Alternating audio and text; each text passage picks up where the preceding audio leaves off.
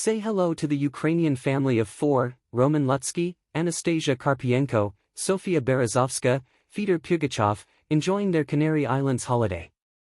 That is, until the invasion begins and they are stuck in their nice hotel, surrounded by others who are still in the party mode. The starting point was a newspaper article, just like with my debut Bread and Salt. It was about Ukrainians who were surprised by the war in Madagascar, explained director Damian Kocur, who is premiering Under the Volcano at Toronto.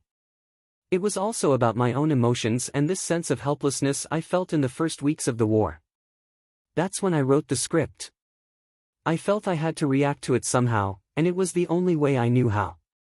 For Kocur's characters, the world has changed overnight. But not for other hotel guests, who just want to have fun and enjoy the all-you-can-eat buffet. Leader of the Warsaw Ghetto Uprising, Marek Edelman also wrote about life in the ghetto, where restaurants operated despite the fact that children were starving to death on the sidewalks. My film was inspired by the stories of people who found out about the war on vacation. This continuing carousel of parties and loud music was a huge blow to them. It made them feel alienated. Still, cinema will never be able to truly react to current events, he said. The financing system alone prevents it from being an interventionist medium, and that's fine.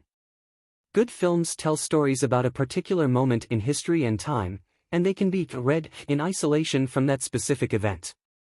After all, war is always happening somewhere in the world, but we suddenly woke up because it's the white part of Europe and not some country in Africa, he stressed.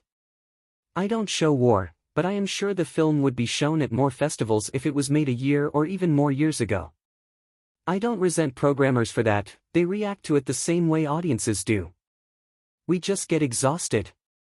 Under the Volcano, which premieres the trailer with Variety, is produced by Mikolaj Lizard of Lizart Film and Agnieszka Jastrzębska of Hawk Art.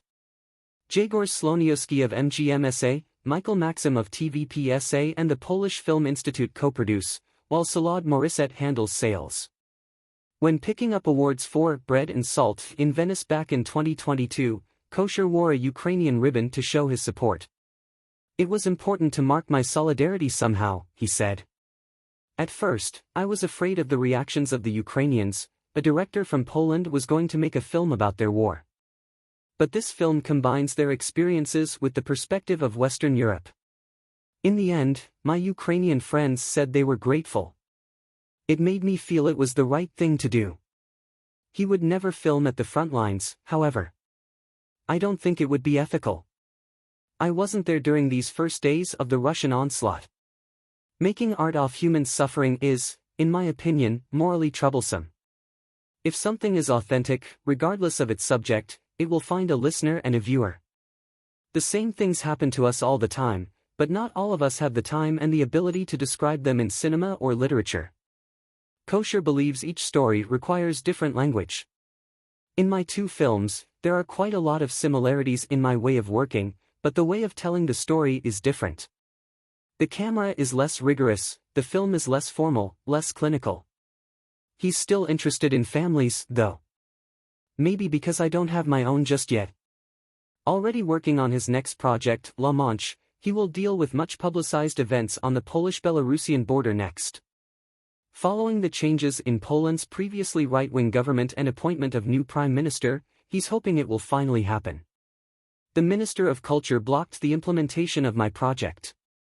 I hope that under the government of Donald Tusk, censorship won't appear in art anymore, he said. This film will deal with the refugee crisis again, because I just can't get away from that. What's happening in the world right now is the biggest migration of people in history. It's impossible not to talk about it.